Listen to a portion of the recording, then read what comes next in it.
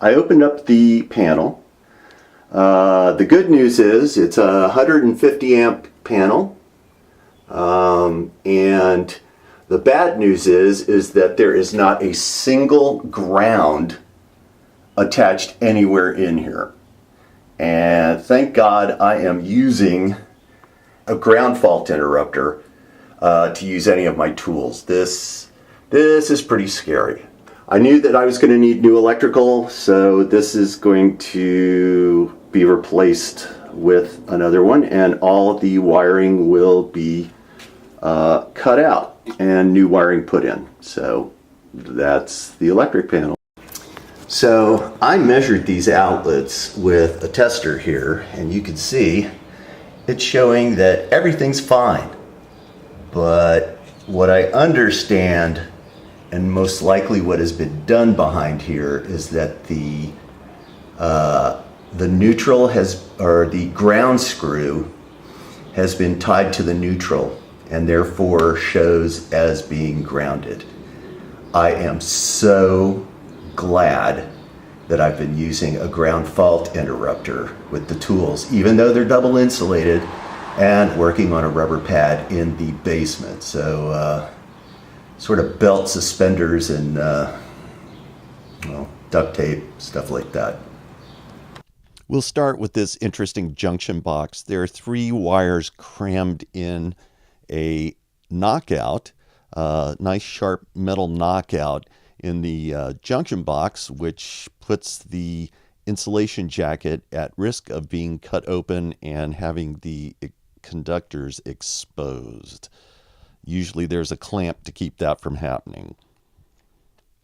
This is an interesting splice. I took it off. It is a number of cables. As you can see, there's another one coming in without a clamp. This is rubber tape. They twisted the wires together and then put rubber tape over it. Quite unsafe. Well, here's another splice. What you'll see is there's electrical tape wrapped around this.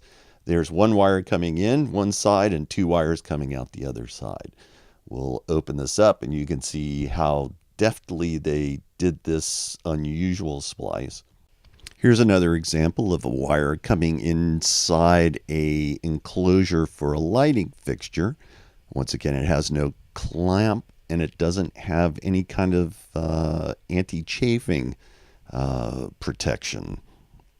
Another lighting fixture, once again, no clamp, and this splice with these 2 wire nuts is supposed to be inside a junction box protected from the heat of that light bulb. This is what's known as a flying wire splice. This should be inside a junction box with a couple of clamps, one on each cable to secure it, so that there isn't an issue of if an electrical arc happens that it won't catch something on fire. When you're running electrical wires, you're supposed to attach them firmly to a surface every 4.5 feet. Well, why worry about using things called wire staples, which carefully make sure that they don't damage the insulation on a wire? Why not just take a couple of nails and hammer them right through the center of the cable? Here's that nail after I pulled it out of the wood.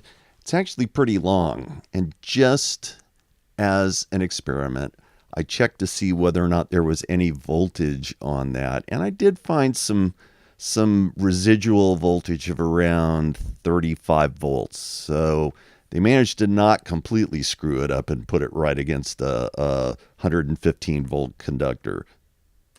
In this junction box, well, there wasn't enough room to run all the wires, so they just made a lot of the connections outside of the box, which is not what you want to do.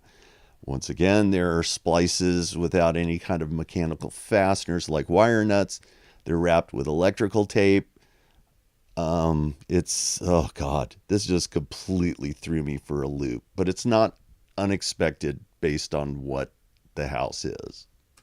Another example of a splice made outside of a junction box. Open up that splice and you can see that they've twisted wires up and just sort of folded them all up. Who needs 2 junction boxes? Just make 2 flying wire splices, and you can save $3.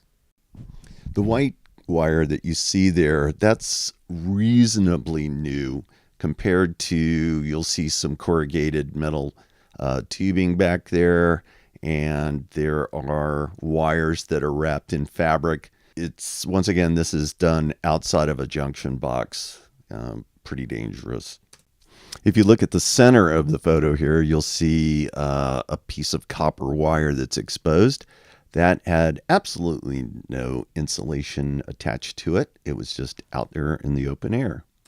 And if you look in the center of this photo, you'll see sort of this grayish curved looking thing, and that actually is a piece of exposed wire that had absolutely no insulation on it. And the reason it's sort of brownish gray is because it had overheated, which all of this was above a drywall ceiling in the basement. And how the place didn't catch on fire, I have no idea.